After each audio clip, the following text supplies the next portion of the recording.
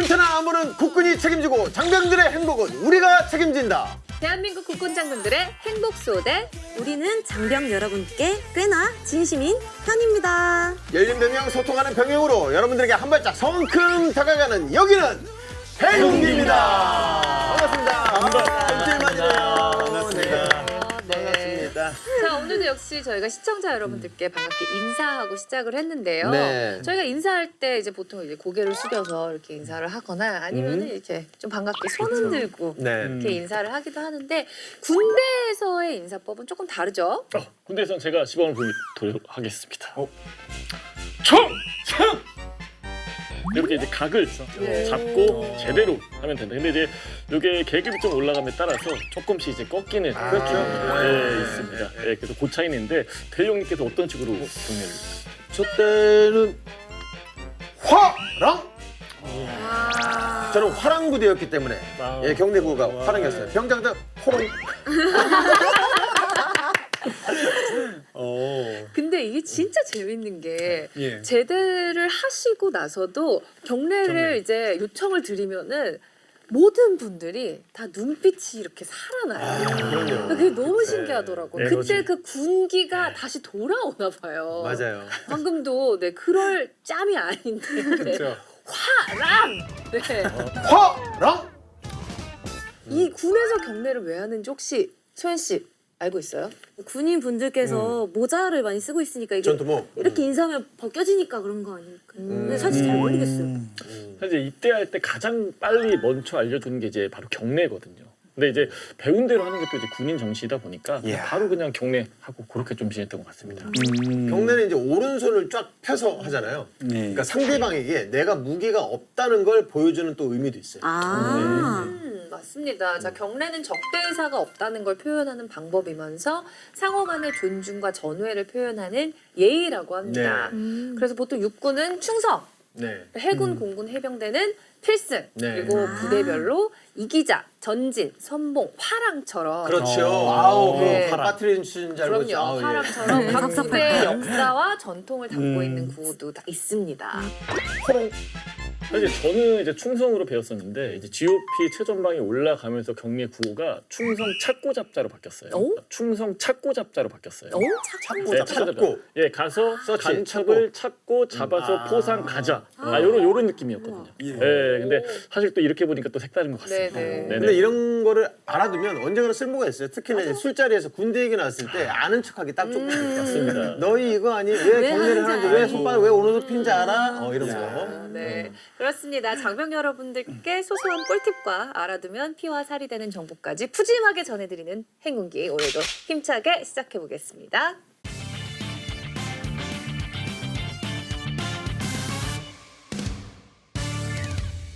대한민국 국군 장병의 행복 병영 프로젝트 행군기 첫 번째 코너입니다. 네, 55만 국군 장병, 275만 예비군들의 리얼 공감 프로젝트. 94군번 김대희 씨도 TV를 시청하고 있는 22군번도 함께해요. 보기만 해도 재미있는 사연, 유용한 정보가 쏟아지는 충성 TV 앞으로 모여! 충성 TV 뭐야? 바로 오 좋아요. 네. 뭐야? 오늘도 소연 양의 발랄한 구호와 함께 시작한 충성 TV. 충성 TV만의 묘미가 있는 것 같아요. 매주 색다른 주제로 이야기하면서 쏠쏠한 정보도 주고 그리고 라떼 이야기도 하고 레알 세대 공감 코너이지 않나. 아 너무 좋습니다. 네. 맞습니다. 지난주에 또 김대희 씨의 새로운 모습을 볼 수 있었잖아요. 저희가 데이데이. 돌려 보내느라 고생 좀 했겠네. 이번 주도 보나요? 이야, 이번 주, 지난주에 여파가 좀 커서 쉬어가도록 하겠습니다. 다행이에요. 네. 다행이다. 진짜. 네. 아쉬우시면 한 번 더 보여주셔야 돼요. 아니요. 아쉬우신 거 아쉬우신 것 같아요. 저랑 진짜. 약간 좀 네. 좋았거든요. 데이데이. 네네. 케미가 또 좀 준비를 좋았어요. 해오셨네. 네. 깜찍이 대회랑 함께하는 랭킹 TV. 오늘도 쇼쇼쇼. 쇼쇼쇼 예. 근데 그거 아셔야 될 것 같아요. 예. 보는 저희도 많이 힘들어요. 그러니까 왼쪽은 빠져줬으면 좋겠다 뭐 이런 의견이 대다수를 차지했다고. 네. 충성 충성TV 오늘도 공군본부 김수영 중위님과 원성희 법무관님 두 분과 함께하도록 하겠습니다. 자, 우리 김수영 중위님이 이제 방송에 대한 욕심이 나날이 커지면서 네. 지상파 진출까지 노리고 있다는 제가요? 소문이 있습니다. 뭐라고 지상파 진출을요? 지상파. 제가요? 최초 아닌가요? 아니 지상파 진출이라니요. 지금 제가 알기로는 이 행궁기도 간당간당한 걸로 알고 있는데 지상파 진출까지 너무 욕심이 과하신 거 아닙니까? 전 행궁기를 너무 사랑합니다. 예, 열심히 하겠습니다. 근데 왜 약간 나한테 욕하는 것 같지? 행궁기를 사랑합니다. 예, 사랑. 요즘 사랑 이렇게 하니까. 예. 네, 그리고 또 원성희 법무관님 같은 경우에는 제작진 말에 따르면 너무 통화가 힘들다고 해요. 그래요? 왜요? 엄청 바쁘신가 봐요. 네, 행군기에 출연하고 나서 네. 인권 상담이 너무 많이 들었어요. 아, 그래요? 네, 다들 이제 뭔가 인권 침해라고 생각했던 것들에 대해서 이제는 목소리를 내고 있는 것 같아요. 아, 다행이네요. 진짜. 야, 그래서 저희 행궁기가 필요한 겁니다. 맞습니다. 맞습니다. 그렇습니다. 저도 뭐 이 행궁기 프로그램을 통해서 우리 장병 여러분들과 그리고 시청자 여러분들과 이렇게 같이 이렇게 호흡하고 이렇게 소통할 수 있어서 네. 너무 든든하고 행복합니다.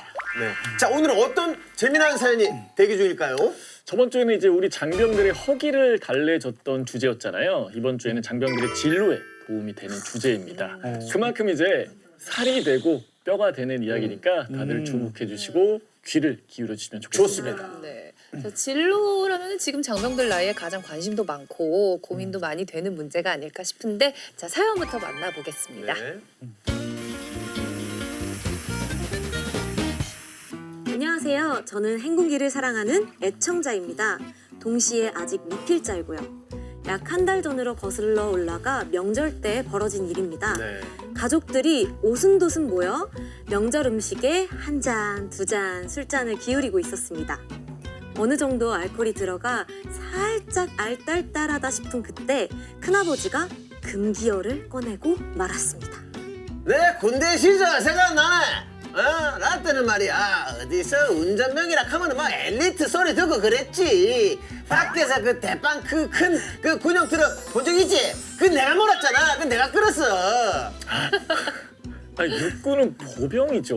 K2, K3, K4부터 해가지고 57mm 무반동총 그런 거 한번 만져보신 적 있으십니까? 없으시잖아요. 행군 할 때 물 한 잔 안 먹고 완주한 게 바로 저예요. 아이 무슨 소리입니까? 뭐야. 남자는 공군이죠 당연히. 예? 알자에 딱갈센, 알자에 딱갈센. 엘리트 공군 아닙니까? 남자들 모이면 10중 8구 군대 이야기로 시작해서 군대 이야기로 끝나는 게 국룰 아니겠습니까? 올해도 같은 레퍼토리가 이어졌는데 마치 매년 재방송되는 설 특선 영화처럼 지겹게 시작되었습니다. 그러다 결국 어디 운전병이 말 걸지 마십시오. 운전병 주제야. 네 지금 나 무시한 거야. 어이? 그 정도면은 저도 이제 좀 들어갈 만하긴 한데 그래도 옆에서 운전병은 운전이나 잘 하시면 됩니다. 그리고 좌회전하겠습니다, 우회전하겠습니다, 직진하겠습니다, 복면고창 제대로 하시면 되고요. 복맹보창. 네 일로 와봐. 네 일로 와봐. 네 오늘 내가 그 60 트럭 그 스티키야 그 봉으로 네 맞바닥 구멍 뚫어줄라니까 일로 와봐. 얼마 못 가 순식간에 집안 싸움으로 번지게 되었습니다. 저도 입대를 앞두고 슬슬 보직을 알아보려고 준비하려는데 아는 정보라곤 큰아버지와 아버지, 사촌형의 잘난 척뿐입니다. 행군기 여러분들, 저는 군대에서의 시간도 미래를 위해 알차게 잘 보내고 싶은데 어느 보직을 선택해야 할지 고민이에요. 저도 보직에 대해서 알고 싶어요. 군알 모신 저를 도와주세요. 그렇죠. 이게 좀 도움을 좀 받아야 되는데 그 옛날 그 군대 시절 또 이게 약간 좀 뻥튀기가 심한 그 어른들 얘기 들으면 도움이 안 되죠. 맞아요. 자기들끼리만 또 얘기하다가 치고받고 정작 결론은 그거예요. 나 때 너무 힘들었다. 그냥 너무 내가 힘들었다. 나온 부대가 가장 맞습니다. 힘들다죠. 내가 요즘- 제일 고생했다. 요즘에 뭐 군대가 군대니? 요런 거 하도 많이 쓰고. 맞아. 맞습니다. 그렇습니다. 자, 어떤 보직을 선택해야 할지 고민이라는 사연이었습니다. 자, 이래서 저희 행군이가 있고 또 그렇습니다. 충성TV가 존재하는 거 아니겠습니까? 맞아요. 네. 자, 그 고민 저희가 해결을 한번 해보도록 하겠습니다. 네. 근데 일단 저는 이 친구를 굉장히 좀 칭찬을 해주고 싶은 게 굉장히 기특하다고 생각을 하는 게 입대 전에 보통 보직에 대해서 잘 알아보지는 않거든요. 맞아요. 예. 맞아요. 뭐 라떼도 보직 뭐 할지 생각하고 가는 사람은 거의 아예 일도 없었던 것 같고 이병통수 날라오면 막 오늘이 인생 마지막 날인 것처럼 그냥 부어라 마셔라 막 고주망태 돼서 자대 배치 받고 가서 넌 이거 해 그러면 아 그게 내 보직이구나 그러고 이제 하고. 근데 이분은 진짜 말씀 그대로 진짜 기특하시네. 맞아요. 김대희 씨 혹시 무슨 보직이었는지? 아 그럼요. 저는 훈련소 때는 소위 이제 저희 때는 이제 지금 모르겠는데 일빵빵이라고 불렀어요. 일빵빵이 소총수. 가장 흔한. 네네 가장 흔한 소총수였고 자대 배치 받고는 그 소대본부의 통신병 뭐 그리고 뭐 수색대 되었으니까 네, 뭐 그런 보직을 했었죠. 오, 효자손님은 무슨 보직이셨어요? 저는 주구장창 가장 흔하고 일반적인 보병 소총수. 예, 그렇게 담당했습니다. 일빵빵. 네, 맞습니다. 111. 근데 이게 특기 번호가 예전에 이제 4개였는데 지금 이제 6개로 바뀌었다고 하더라고요. 아 주특기 번호 6개구나. 네, 맞습니다. 네네네. 그래도 그때 그 시절에도 장병들이 선호하는 그런 보직이 있었을 것 같은데 혹시 뭐였어요? 있어요. 예나 지금이나 가장 모든 장병들이 가장 선호하는 보직. 전역 1개월 남은 최고의 보직이죠. 보직인가? 아, 근데 사실 저 정도 보직은 인정을 해줘야 됩니다. 1개월 정도 남았으면은 충분히 인정을 해줘야 돼요. 이게 보직, 네, 보직으로? 뭐든 다 할 수 있습니다. 네. 근데 이제 라떼도 좀 비슷한 게 저희 때는 그 특수 근무병 이게 또 인기였어요. 이제 잘 드러나지는 않지만 부대가 돌아가려면 이제 필요한 보직, 뭐 보일러병, 뭐 시설 관리병, 뭐 이발병, 취사병, 뭐 이런 특수 근무병들은 왠지 더 잘 먹고 잘 싸고 여름에는 시원하고 겨울에는 따뜻한 곳에서 생활한다는 건 어떤 선입견 그런 이미지가 있어. 네. 그런데 요즘은 자기 개발 시대거든요. 네. 그래서 특수근무병이 개인 시간을 보장받지 못하는 부분들이 있기 때문에 오히려 지원을 좀 꺼린다고 해요. 아 그래요. 그럴 수 있겠네. 진짜 요즘 친구들 진짜 똑부러지네요. 사연 보내준 친구만 봐도 그렇고 무슨 보직으로 갈지 입대 전부터 고민을 하고 있는 자체가 진짜 대단한 것 같아요. 예, 요즘 장병들의 마인드가 딱 그거예요. 군대도 준비하고 가자. 네. 이제 특별 시험이나 면접을 거쳐서 훈련소 입소 전에 미리 보직이 정해지는 이 전문 특기병이 따로 있거든요. 네. 그래서 특정 분야의 자격증을 갖고 있거나 뭐 전공을 살리고 싶은 사람들이 하는 선택인데 사전에 특기병이 어떤 게 있는지 조목조목 알아보고 지원하는 친구들도 정말 많답니다. 그래요. 전문 특기병 이거야말로 입대를 앞둔 친구들한테 유용한 정보가 될 수 있을 것 같습니다. 어떤 종류가 있죠? 굉장히 많아요. 예, 보통 이제 많이 알려진 전문 특기병은 뭐 의장병, 군악병, 정운병, 콘텐츠 제작병, 특수임무 군사 경찰, 또 군견관리병, 또 전문 자격 의무병 등 여러 개가 있는데 사회에서의 특기를 살려서 군대에서 보직을 유지하는 경우죠. 그 공군 같은 경우에는 이제 보직의 꽃이라고 불리는 보직이 있긴 한데 조종사. 근데 파일럿? 예, 이제 너무 꿈꾸는 직종이기 때문에 전역 이후에 다시 장교, 조종사는 장교밖에 할 수밖에 없기 때문에 장교 다시 지원해서 들어오는 경우가 굉장히 많습니다. 근데 조종사가 진짜 너무 멋있으신 것 같아요. 네. 개인적으로 보직 중에 제일 뭔가 멋있는 것 같아요. 조종사 출신의 어떤 그런 남친 뭐 로망이고 뭐 그러신 거예요 혹시? 로망 생각은 안 해봤는데 만약에 주변에 그런 친구가 있다면 너무 멋있을 것 같아요. 바로 옆에 있잖아요. 그런가요? 조종사예요. 아 진짜요? 아니 자가용 조종사. 면허증 있잖아요. 네. 순간 완전 우와 대박 이러고.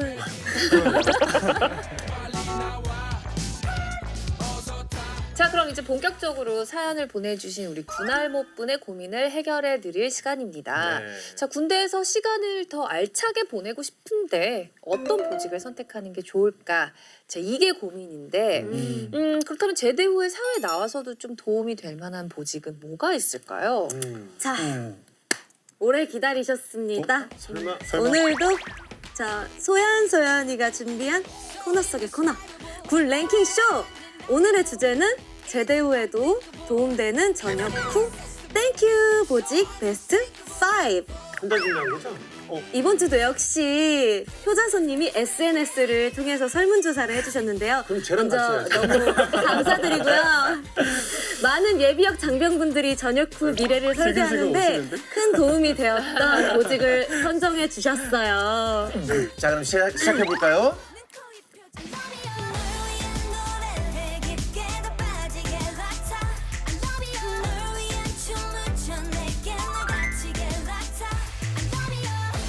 헤이데이 귀엽데이 오늘 왜 다크서클이 이렇게 더 끌어, 시간 더 끌어. 이렇게 턱 끝까지 날아와 있어요. 우리 친구들에게 이 결과를 빨리 알려주고 싶어서요. 심장이 저심방 우심실로 분리되려는 걸 꼭 붙잡느라 한숨도 못 잤답니다. 이런 그럼 빨리 결과를 발표해봐야겠어요. 5위는 어떤 보직이죠? 뭐예요? 어머 뭐 하는 거예요? 팔뚝에 이렇게 근육이 겨우 붙어 있는 것 같은데 놀라서 요동치고 있잖아요. 안녕, 귀여운 꼬마 아가씨. 사회 나가서 무슨 일을 하든 건강한 체력이 업무의 능력을 올려주지. 5위는 바로 체력 하나만큼은 원 없이 기를 수 있는 보병이 차지했습니다. 보병은 많은 분들이 이미 알고 있는 보직이죠. 좀 일반적인 보직이기도 하고 군의 기본이 되는 중요한 병과잖아요. 네. 사실 또 이제 육군 보병 출신으로 제가 감히 좀 말씀을 드리면 군기 하나만큼은 정말 제대로 됩니다. 또 강인한 체력 만들고 나올 수 있습니다. 일단 훈련들, 유격, 혹한기, 중대, 대대, 연대, RCT, 기타 등등 거기에 이제 20km 행군까지 훈련은 정말 다 참석하기 때문에 기본적인 체력 자체가 좋을 수밖에 없습니다. 그래서 사회생활을 할 때 이제 뭐 제대하고 생수통 2개 낸다거나 뭐 야근 같은 문제 없이 정신력부터 해서 정말 모든 걸 갖추고 나갔습니다. 그래서 그 네. 체력이 정확히 얼마 갔어요? 7일 갔습니다. 7일. 일주일. 예. 그게 뭐 또 세상에 이치고 술립니다. 당연한 거예요. 네. 네, 재미난 의견이 있었는데요. 보병으로 이 경험 저 경험 다 하는 게 좋았다. 인생을 살면서 보병으로 근무할 때보다 많이 움직여 본 적이 없다. 이런 의견들도 있었어요. 그치? 네. 그렇군요. 네. 저 정도면 많은 건데. 자, 그렇죠. 예. 많은 걸 담고 있으니까. 네. 빨리 준비해 주시죠. 다음 순위. 때가 왔습니다. 저녁 큐 땡큐 보직 베스트 5. 여러분 어디서 냄새가 나는 것 같지 않아요? 자, 무슨 냄새일까요? 한번 생각해 보시겠어요, 다들? 맛있는 냄새가 슬슬 나는 것 같은데요. 나 100대예요. 소연 씨 이거 좀 먹어봐요. 데이데이 뭐한데 이게 무슨 일이에요? 뭐 작은 음식은 그 사부로 볶아야 그 제맛이요. 내가 이거 어디서 배웠게? 다 군대에서 배운 거 아니야. 네. 그 어떤 사람의 입맛도 충족시킬 수 있는 기술을 습득한다. 공동 5위 취사병. 취사병. 오. 자, 취사병에 대해서도 다양한 의견들을 주셨는데 네. 칼 다루는 법은 제대로 배운다. 감자 썰기 고수로 등극했다. 여친에게 점수 딸 수 있음. 그리고 취사병이었던 동기가 이제는 어엿한 식당 사장님. 뭐 이런 의견들을 많이 보내주셨어요. 그러니까 이게 취업뿐만 아니라 일상생활에서도 활용할 수 있는 기술을 배울 수 있다는 보직이다. 뭐 네. 이런 의견들이 좀 많았습니다. 아니 뭐 아무래도 이제 취사병 관련 그 자격증이 있거나 관련 전공이면은 더 보직 발령이 쉽겠죠? 아무래도. 예. 그 요리를 못하는 병사들도 취사병을 할 수 있지만 네. 대부분 이제 관련 학과 출신이거나 자격증이 있거나 한 경우를 고려해서 취사병을 선발하고 있습니다. 이제 그리고 이제 취사병들의 사기 진작 그리고 도전 정신을 불태우게 하려고 요리 대회도 열고 있다고 하네요. 네, 최고의 군 급식 조리팀을 선정하기 위한 황금 삽 샤크 어워즈가인데 이 육해공군은 물론 해병대까지 취사병을 모아서 요리 경연을 벌이고 있는 거죠. 아니, 저도 본 것 같아요. 해군, 공군, 공군, 해병대. 거기다 해병대까지. 이거는 근데 진짜 자존심이 걸려 있는 그런 대회일 것 같은데 어떤 음식을 만들었는지 궁금해요. 특히나 장병들이 싫어하는 식재료 가지나 네. 뭐 연근, 깻잎. 많이 남긴. 깻잎 그런 조기 같은 재료를 활용해서 누구나 좋아할 만한 메뉴를 개발하라는 미션도 있었습니다. 네, 실제로 이 대회에서 우승한 요리는 조리법이 책으로도 만들어지고 오. 각 부대에도 레시피가 전달이 되어서 군 급식 메뉴로 제공이 됐다고도 하네요. 아니 그러고 보니까 우리 국방TV에서도 최근에 한 건 했잖아요. 그 셰프의 특식이라는 프로에서 해군 출신 박보검 씨랑 그리고 해군 출신 정호영 셰프, 네 그분이랑 후배들을 위해서 밥을 만들어줬다고 그래요. 네. 아니 우리 그 충성 TV는 그 박보검 씨 어떻게 섭외 안 됩니까, PD님? 예예 알겠습니다. 예예. 귀염댕이로 만족하라고. 자 다음 순위 넘어가 볼까요? 울. 죄송합니다. 어떡해. 아니 소연 양 무슨 일이에요? 데이데이 어쩐데이 차가 고장났어요. 이러다가 행군기 녹화 늦겠어요. 소연 이럴 때 꼭 필요한 보직이 있다고요. 어머 데이데이 그게 뭔데요? 할아버지는 말씀하셨지. 손에 담는 모든 것을 수리해라. 저녁 큐 땡큐 보직 베스트 5 3위는 정비병. 정비병. 정비병. 네, 3위가 네, 정비병이었습니다. 네. 자, 정확히 정비병은 어떤 보직이죠? 네, 말 그대로 무언가를 정비를 하는 보직인데요. 그 분야가 굉장히 다양해요. 총포나 자주포 이런 총기들을 정비하기도 하고 네. 전차, 장갑차 같은 차량들을 정비하기도 합니다. 오. 네, 통신 장비, 건설 기계 등등 군에 있는 거의 모든 기계들을 정비할 수 있는 보직이라고 보시면 됩니다. 정비병은 전문 특기병으로 지원해야 되는 거 아닌가요? 네, 맞습니다. 이 정비병은 이제 전문 특기병 모집할 때 자신의 분야에 맞는 전문계를 선택하고 네. 지원하는 방법이 있고요. 그리고 아무런 기술이 없어도 네. 지원할 수 있고 나중에도 취업에 그래요? 도움이 되는 취업 맞춤 특기병이라는 제도가 있습니다. 아 그래요. 그러면은 말씀하신 취업 맞춤 특기병이랑 전문 특기병이랑은 다른 거예요? 취업 맞춤 특기병은 이제 병역 의무자가 군에 입대하기 전에 본인 적성에 맞는 기술 훈련을 받도록 해주는 거예요. 그래서 그 다음에 이제 기술병으로 입대를 해서 복무도 하고 나중에 취업에 도움이 되는 거죠. 좋다. 왜 입대하기 전에 미리 기술 훈련 받고 군대에서 역량 쌓고 사회에 나와서는 나의 꿈을 펼칠 수 있게 또 그러니까. 도움이 되고 이거 정말 너무 훌륭한 제도인데요?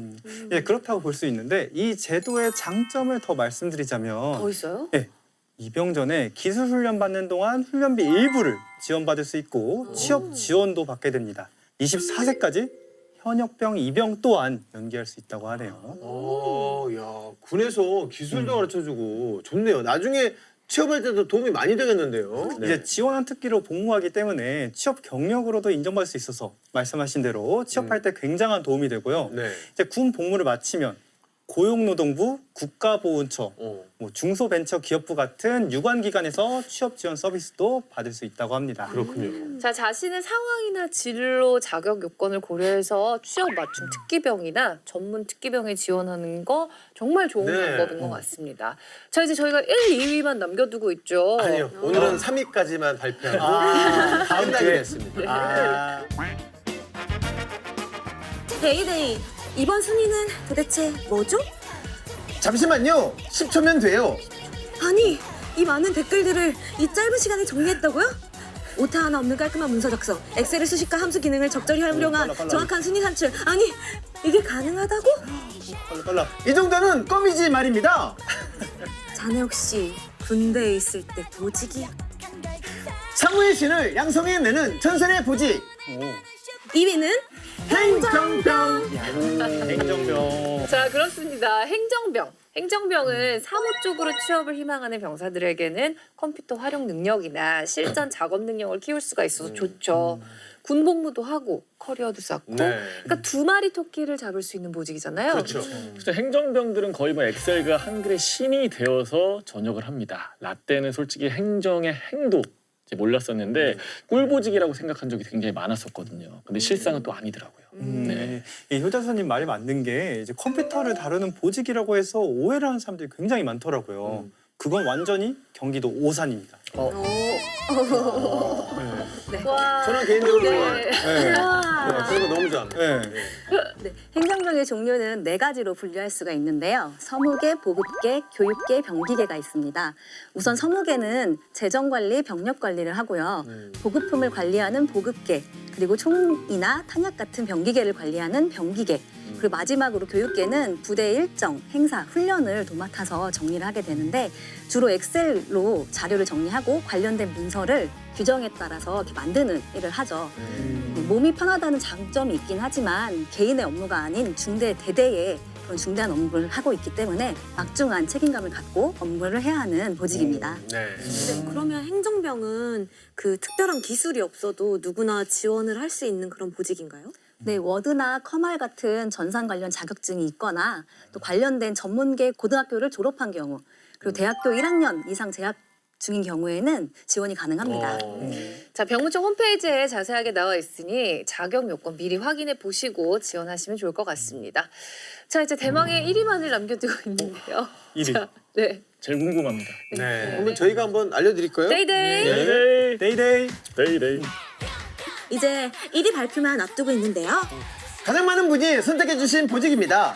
투표율은 무려 48%나 되고요. 모든 장병들이 입대 전 한 번쯤은 꿈꿔봤다는 그 보직. 시험은 물론 알바할 때도 멍멍 이득이라는 바로 그 보직. 내 아들에게도 강력 추천하고 싶다는 그 보직. 흔들리지 않는 편안함으로 승부한다. 단연간 장병들이 선호하는 보직. 1위에 빛나는 빛나는 1위는 바로 운전병. 아, 사실 안 봐도 비디오 안 먹어봐도 라떼입니다. 우리 때도 운전병은 많이 지원했고요. 경쟁률이 어마어마했어요. 예. 먼저 이 남자들은 차에 대한 그 로망이 있고 레이싱에 대한 욕망이 있거든요. 군용차 딱 운전 월차 큰차 군용차 막 우리랑 으아 이렇게 하면 안 되는구나. 군용차는 이렇게 해야 돼. 그렇죠. 한번도 할수 안 돼요. 아빠 근데 이제 폼이 나시잖아요. 그래서 설문조사 결과 역시 운전병이 압도적으로 1위였고 네. 관련 댓글도 압도적으로 많았습니다. 그래서 실제 운전병 출신들이 관련 직종으로 가는 경우가 굉장히 좀 많이 있더라고요. 네. 저희 엔터계 그러니까 매니지먼트 쪽에 보면 운전병 출신의 매니저들이 상당히 많아요. 네. 어떻게 보면 군대에서 배운 실력을 그대로 이어온 거죠. 활용하는 거지. 네, 취업으로. 그러니까 이게 취업을 할 때 실질적으로 좀 많은 도움이 되는 네네네. 조직인 것 같아요. 그렇죠. 그리고 또 여러 가지 혜택도 있고 장점도 있다고 하던데요. 어떤가요? 네, 가장 큰 게 자동차 보험 할인이 되는 것입니다. 나와 제대하고 나서 네. 내 자동차 보험이요? 진짜? 또 운전병으로 군복무한 경력도 사업용 자동차 운전자 운전 경력으로 인정받을 수 있어요. 그리고 자신의 차량을 받게 되니까 아침마다 차량을 점검하면서 간단한 경정비를 습득할 수 있게 되고요. 그리고 마지막으로 약간 극한의 상황 속에서 운전하는 경우들이 있잖아요. 이런 경우에 방어 운전 실력이 굉장히 맞아요. 높아집니다. 예. 근데 이제 말씀을 들어보니까 운전병은 단순히 운전만 잘해서는 지원이 되는 건 아닐 것 같은데 어떻게 해야 되는 거예요? 이제 사실 지원은 운전면허만 있으면 가능은 한데 말했다시피 운전병들은 경쟁이 아주 치열하잖아요. 이제 그래서 지원자들의 점수를 매겨서 고득점자를 선발하는데 이제 뭐 관련 전공, 고교 출석 그리고 봉사활동이나 유공자 자녀인지 그런 것 같은 가산점까지 다 더해서 운전병을 선발하고 있으니까 미리미리 준비하셔서 지원하시면 좋겠습니다. 네, 지금까지 보직에 대한 다양한 정보를 저희가 알아봤는데요. 입대를 앞둔 우리 예비 장병들에게 유용한 시간이었으면 좋겠네요. 근데 소연 뭐 할 말이 남아있는 표정인데요. 그럼요, 데이데이. 행군기에서는 언제나 여러분의 사연을 기다리고 있습니다. 군대에 관련된 재미난 이야기나 궁금한 이야기가 있다면 주저없이 사연 보내주세요. 꼭 군인이 아니어도 예비역이나 군인의 부모님, 여자친구, 사돈의 팔촌까지 아래 나가는 주소로 많은 참여 부탁드릴게요. 채택된 사연의 주인공에게는 푸짐한 선물도 드립니다. 네, 자 다음 주에도 더욱더 재미있는 사연과 유용한 정보로 찾아오겠습니다. 함께해 주신 김수영 주인님 감사합니다. 충성 TV 앞으로 보여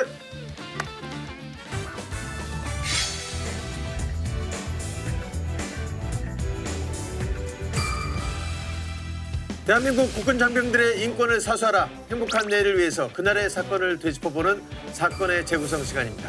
네, 장병들의 행복한 병영, 인권을 위해서 행군기가 앞장서도록 하겠습니다.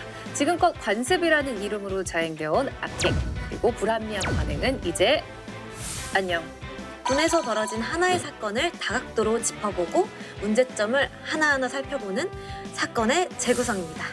네, 오늘도 사건의 재구성 육군본부 과학수사센터의 윤대중 수사관님 함께하십니다. 네, 안녕하세요. 윤대중입니다. 자, 그럼 오늘 또 어떤 사건이 우리를 기다리고 있을지 궁금한데요. 바로 만나보겠습니다. 도망가. 남자가 자리를 박차고 달리기 시작하는데요. 수치심이 들어서 견딜 수가 없었다. 그걸 봤을 때 진짜 그 배신감이 근데 이게 어떻게 된 일일까요? 시내 변두리에 오래된 삼겹살집 안 한 남자가 대낮부터 혼자 앉아서 삼겹살에 소주를 벌컥벌컥 들이마시는데요. 근데 남자의 행동이 좀 이상합니다. 며칠이라도 굶은 것처럼 허겁지겁 음식물을 입에 쑤셔넣는데 또 계속 고개를 두리번거리면서 눈치를 보는 거예요.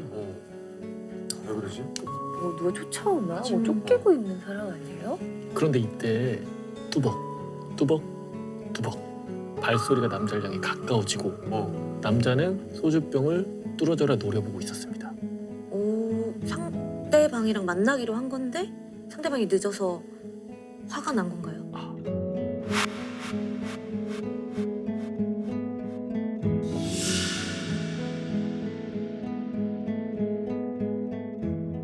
남자는 그렇게 소주병을 거울 삼아서 병에 비친 그림자의 움직임을 주시하고 있었어요. 아, 무서워. 그때 두 남자가 식당 안으로 들어오는데요.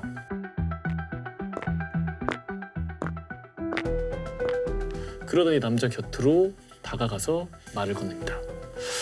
많이 먹었어요? 이제 가시죠. 말이 끝나기가 무섭게 남자가 자리를 박차고 달리기 시작하는데요. 얼마 못 가서 잡힙니다. 그리고 찰칵, 찰칵, 찰칵, 찰칵. 박상병, 국무이탈죄로 긴급 체포합니다. 아, 뒤피네. 도대체 이 남자에겐 어떤 사연이 있었을까요? 탈영병이었구나. 타령? 왜 타령을 했을까요? 네, 군무이탈한 남자는 박상병. 박상병은 군무이탈한 지 불과 이틀 만에 체포가 됐습니다. 네. 군무이탈 과정에 특이한 점은 없었어요. 무장도 하지 않았고 네. 심지어 지갑이나 핸드폰을 챙기지도 않았어요. 근데 이상한 건 그것뿐만이 아니었어요. 보통 군무이탈을 하면 집안사라든지 연애사라든지 뭔가 문제가 하나씩 있게 마련인데 네. 박상병의 경우에는 그런 게 없었어요. 어? 네, 외출한다고 나갔다가 복귀를 하지 않았던 거예요. 왜 그랬을까? 조사 과정도 굉장히 좀 순탄했는데 묻는 질문에도 대답을 잘했고요. 근데 왜 탈영했어요? 이 질문에는 묵묵부답.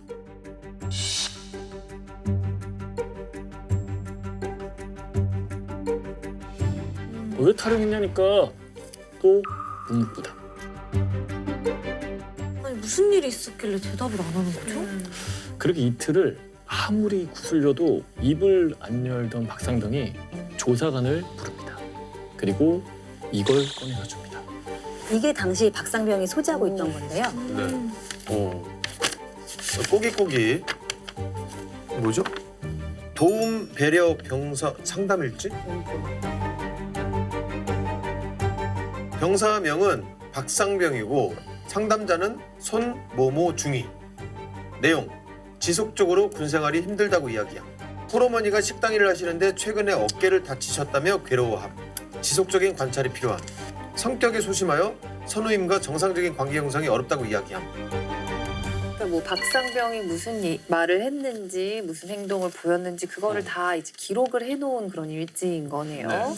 근데 이 나이 때 친구들이라면 이 정도 얘기는 다 할 수 있을 거라고 생각하거든요. 내용을 봐도 사소한 것 같기도 하고. 그러니까 뭐 내용을 보면 사실 지속적으로 군생활이 힘들다고 이야기함. 이거는 뭐 하지 않나? 많은 네. 병사들이 얘기하죠. 군생활이 너무 편해서 이거 뭐 어디 놀러 온 것 같아라고 맞습니다. 얘기하는 병사들이 몇이나 되겠어요. 네. 나도 힘든데. 네. 그냥 좀 친구들 사이에 얘기할 수 있는 내용인 것 같아요. 맞아요. 비밀 얘기도 사실 아니고. 아 근데 이상한 게 상담 일지면 이거를 쓴 손중이 손에 있어야 되는데 왜 박상병이 가지고 있는 거죠? 이걸? 그치. 그러네요.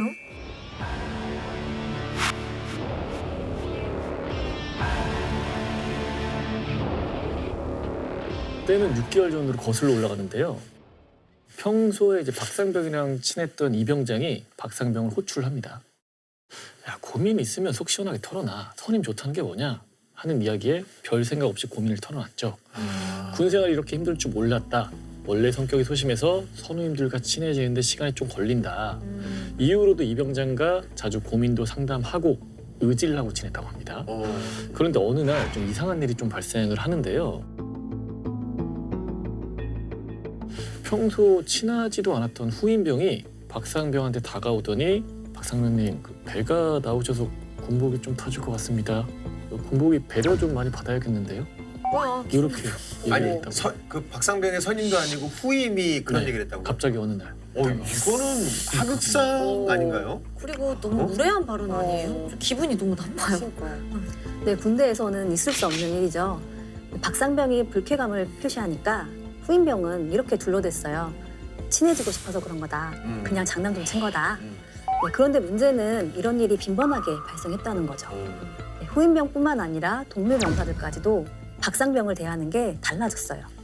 근무 중에 박상병이 실수를 하면 너는 정말 멍청한 것 같다라는 이야기를 하는가 하면 쟤한테 말 거면 피곤해진다 이러면서 무시하기 시작했던 거죠. 아 동료들까지 그랬던 거면은 이게 뭔가 문제가 있었던 것 같은데요. 맞습니다. 어느 이제 박상병이 물건을 가지러 행정반에 갔다가 책상 위에 놓여 있는 종이를 하나 보게 되는데 그걸 보자마자 모든 일에 실마리가 풀리기 시작했습니다. 뭐였을까요? 아까 데이 선배님이 보셨던 그 배려병사 그 일지.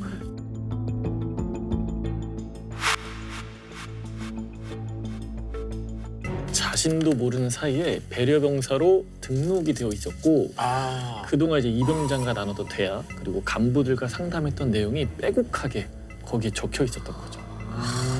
그걸 이제 본인이 보게 된 거예요. 아하. 저 자기는 힘들다고 이제 좀 털어놓은 건데 친구한테 얘기하듯이 털어놓은 건데 네. 그게 이제 일지에 기록이 되어 있었던 거면 그걸 봤을 때 진짜 그 배신감이 정말 크게 들었을 것 같아요.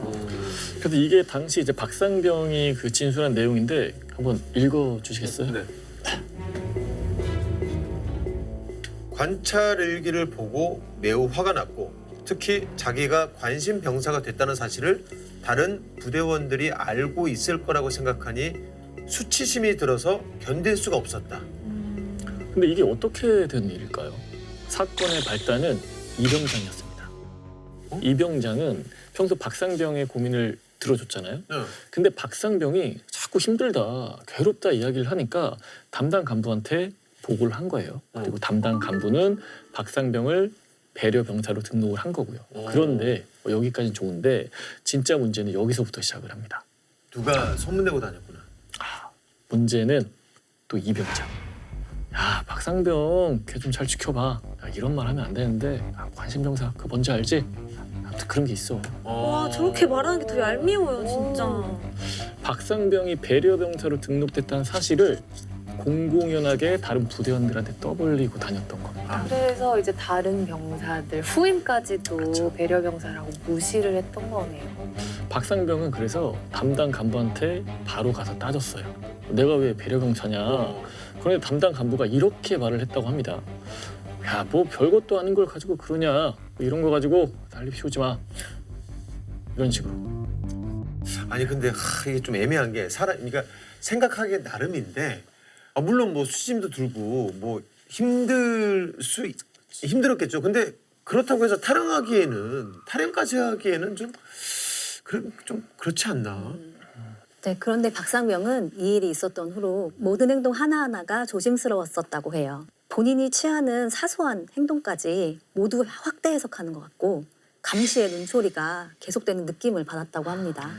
그리고 이제 박상병은 그렇게 심리적 압박을 이기지 못하고 심지어는 해서 안 될 생각까지 하게 됐다고 합니다.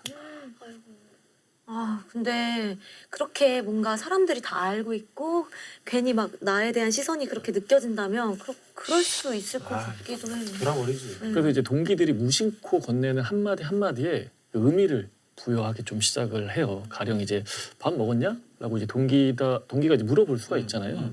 그러면은 속으로 배려병사는 밥도 먹으면 안 되는 건가? 내가 먹는 밥이 아까운가? 라는 생각이 끊임없이 맴돌았다고 합니다. 심지어는 누가 본인 귀에 계속 속삭인다고 주장을 했어요. 한청까지. 한청.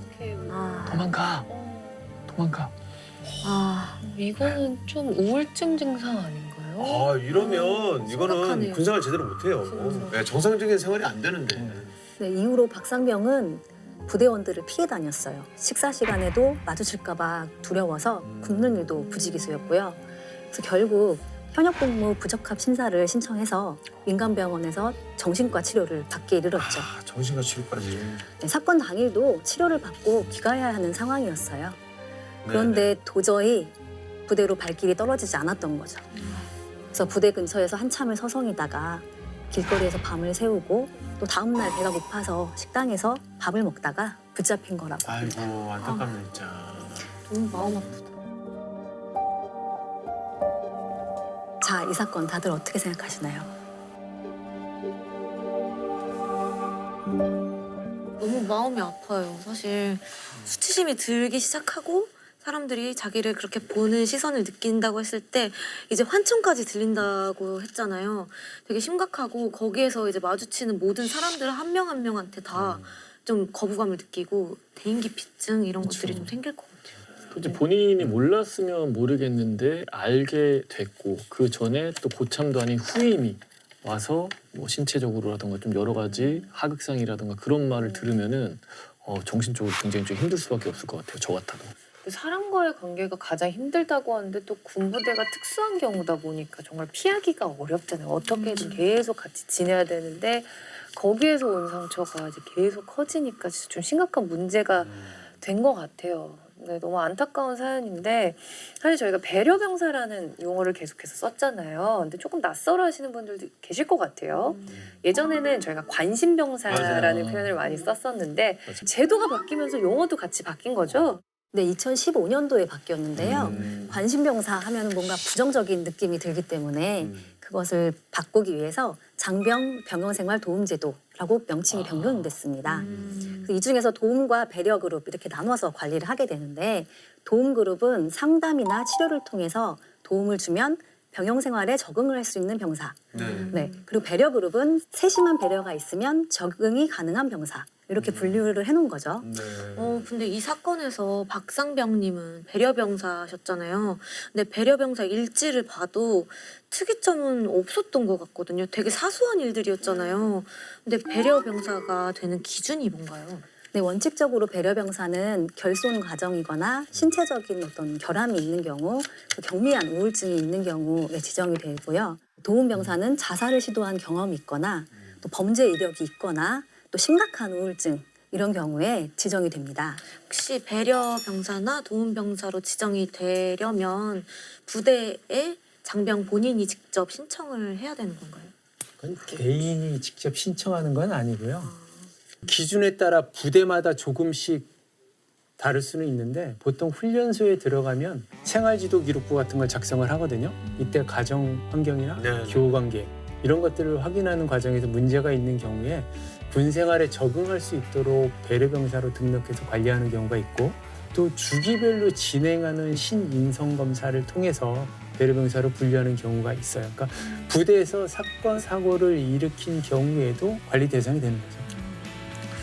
이런 경우도 있었는데요. 박사 과정까지 마치고 30이 다 된 나이에 입대한 이병한테 자기보다 어린 중위가 이제 업무 때문에 이제 꾸지람을 주니까 아무리 그래도 내가 나이도 많은데 너무한 거 아니냐 이런 식으로 중위한테 소리를 치는 이런 경우도 사실 있었습니다. 그래서 이런 폭탄 발언을 날리고 나서 그 일 이후에는 이병은 관심병사라는 꼬리표를 달고 다니게 되었다고 합니다.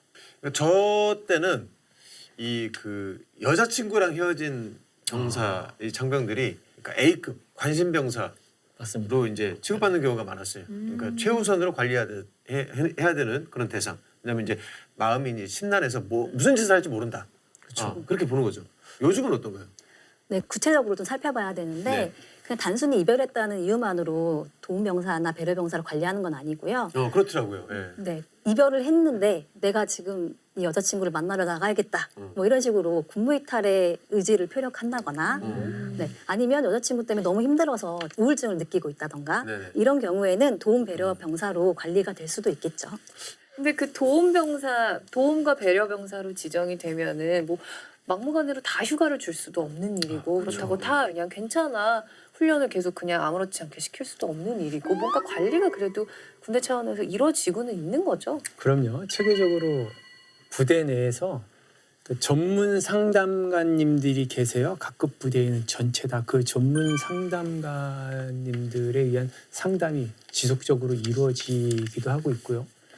근데 일반 부대에서 진짜로 부대 생활하는데 적응이 할 수 없다라고 판단이 되면 부대 내 그린 캠프, 뭐 비전 캠프 이렇게 하는 군 적응 프로그램이 있는데 그곳에 같이 참가를 하게 되는 거죠. 그래서 군에 적응할 수 있도록 그 프로그램 내에서 상담 뭐 여러 가지 방법들을 해서 도와주고 있는데 그럼에도 상태가 호전되지 않으면 현역 복무 부적합 심사를 해서 전역 조치를 하기도 하죠. 근데 또 참 희한한 게 사람 마음이 또 간사한 게 누군가 배려병사 저 사람이 관심병사야 이런 얘기를 들으면 맞아. 그 얘기를 듣는 순간 그 사람이 부족해 보이고 달라 보이고 선입견이 생기고 색안경을 끼고 보게 돼요. 그게 문제예요. 맞습니다. 이제 이게 심리적으로 약간 좀 다르게 보게 되더라고요 이게. 네. 사회 낙인 혹은 낙인 효과 이런 거 들어보셨죠?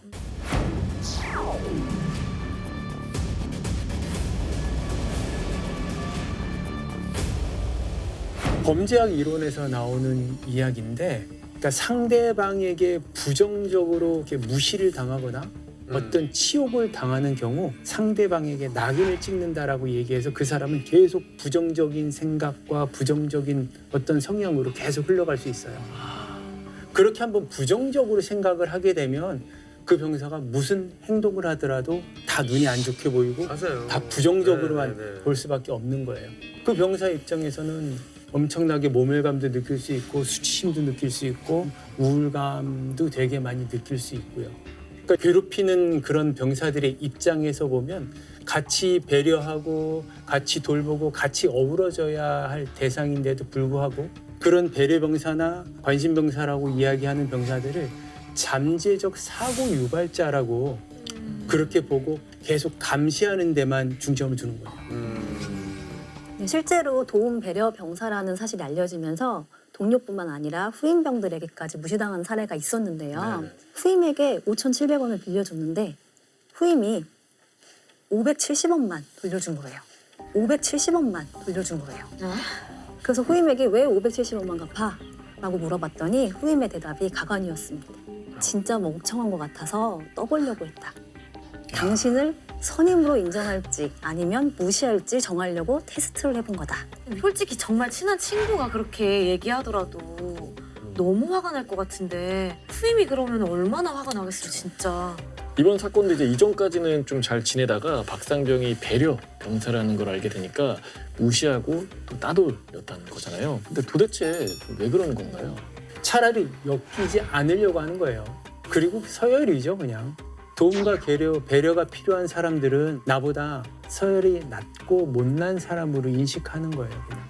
오죽하면 본 사건에서 후임이 선임병에게 그런 하극상을 보였겠어요.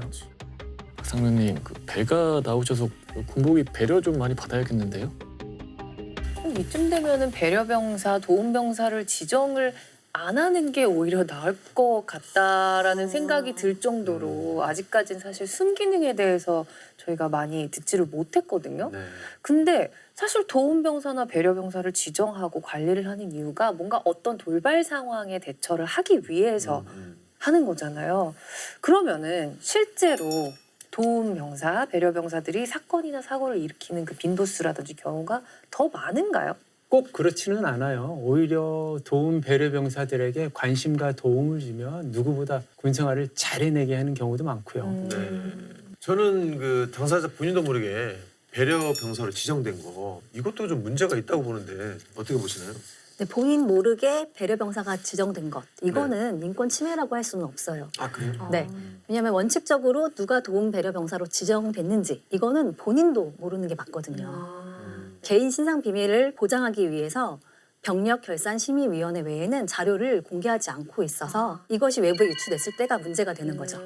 그 유출을 안 되게끔 하는 게 사실 본인한테도 비밀이어야 되기 때문에 그렇게 좀 관리를 하는 건데 이 사건 같은 경우에는 뭐 선임도 아니고 다른 사람을 통해서 어쩔 수 없이 알게 된 거잖아요. 진짜 좀 충격이 클 것 같아요. 사실 본인이 내가 배려병사가 됐다라는 걸 알면 정신적, 심리적으로 심각한 데미지를 입을 수밖에 없죠. 본인 스스로 내가 문제가 있나? 이런 걸 스스로 자문해 볼 수밖에 없으니까요. 네네. 그렇게 되면 처음에는 급성 스트레스 증상이 있었을 거고 그러다 보면 우울감이 상승하겠죠. 네. 지속성 우울장애, 기분 저하 등 식욕 부진 등 이런 부작용이 나타나게 돼요. 그리고 부대원들하고 같이 공감을 하지 못하고 자꾸 피하게 되는 거고 네네. 불안증도 생기고요. 불안하고 우울하게 되면 이 병사들의 입장에서는 어떻게 보면 극단적인 선택을 할 수도 있고요. 이번 사건처럼 군무이탈을 할 수도 있는 거죠. 근데 그래도 타령은 되게 정말 쉽지 않은 마음으로 선택을 하게 됐을 것 같은데 어떤 마음으로 타령을 했을지 정말 상상도 안 되네요. 오죽했으면이라는 생각도 들고. 아마 극도의 자존감이 저하돼서 극단적인 생각을 했을 수도 있어요. 그래서 군탈을 했을 거예요. 근데 탈령이 절대 쉬운 게 아니거든요. 군생활 해본 사람들은 다 알지만 탈령 엄청나게 무서운 거예요. 탈령 이후에 어떤 행위나 어떤 행동 중에 여태까지 사건들을 쭉 제가 경험해보다 보면 단순히 그냥 군무이탈하는 경우도 있지만 이후에 극단적인 상황이 벌어지기가 더 쉬워요. 도움 배려 병사들이 정보가 새어나가지 않는 게 굉장히 좀 중요할 것 같은데요. 사실 이제 제가 군 생활할 때는 이제 아름아름 누가 관심 병사인지도 알고 간부랑 이제 또 자주 뭐 면담을 한다던가 아니면 선임들이 와서 쓱 살짝 바로 얘기를 하고 가거든요. 제 관심 병사다. 잘 챙겨줘. 이런 식으로 말이죠. 네, 그래서 요즘은 개인정보가 새어나가지 않도록 노력을 하고 있습니다.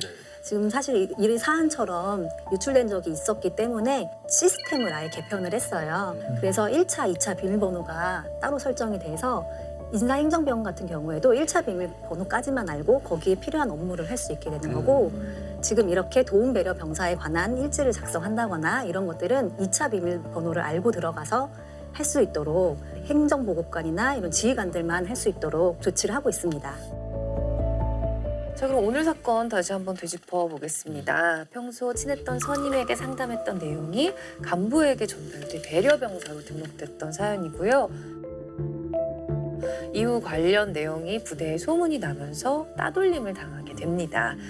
그럼 이때 박상병을 괴롭힌 부대원들은 뭐 당연하게 뭐 처벌이 있겠죠? 네, 어떤 경우라도 집단 따돌림이나 폭언을 하면 안 됩니다. 부대원들이 박상병을 괴롭힌 건 말할 것도 없이 인권 침해에 해당하는 거죠. 네. 박상병이 그 배려병사라는 사실을 떠벌리고 다닌 이병장 정말 이거 벌 받아야 되는 거 아닙니까?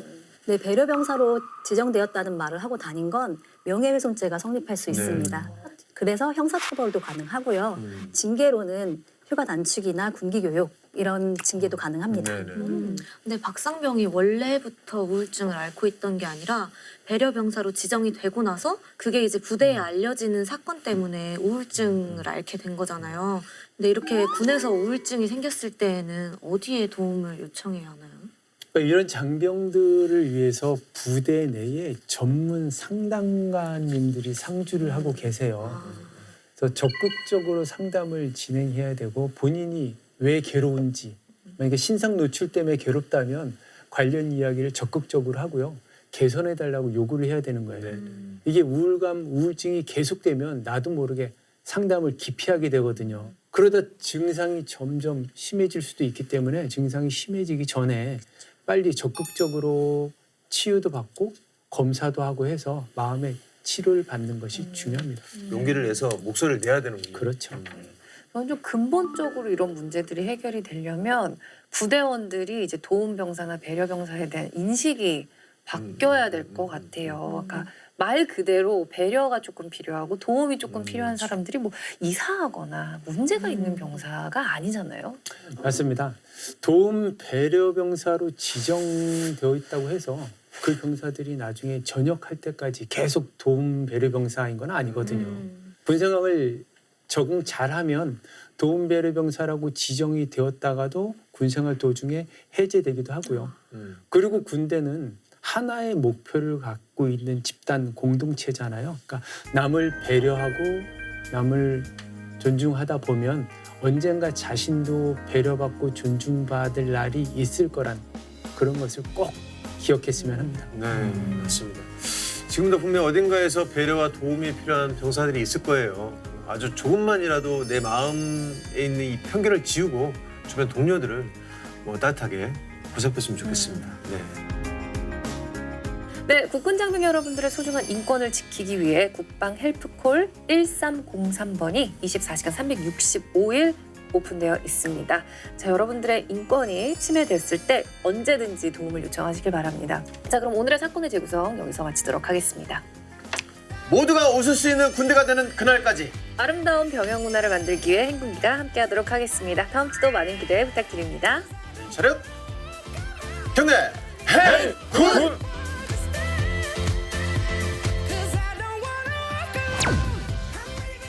일순간 정적이 깨집니다. 귀를 의심할 정도로 이질적이고 높은 소리. 오해인가? 뭐지? 이거 어떤 상황이죠? 서류상으로 너무나 깨끗했어요. 상상도 못할 일인데 맞아요. 이게 가능해요? 콧바람 휘날리며 다들 서로의 철수 어디선가 반짝반짝 빛이 나는 것 같지 않나요? 예, 계급장이 빛이 나네요. 네, 네. 충성 TV 앞으로 모여! 현역 장병들에게 받은 많은 질문들이 있었는데 네. 예비군 훈련에 관한 질문을 집중적으로 골라와 봤습니다. Yeah, I'm tomboy.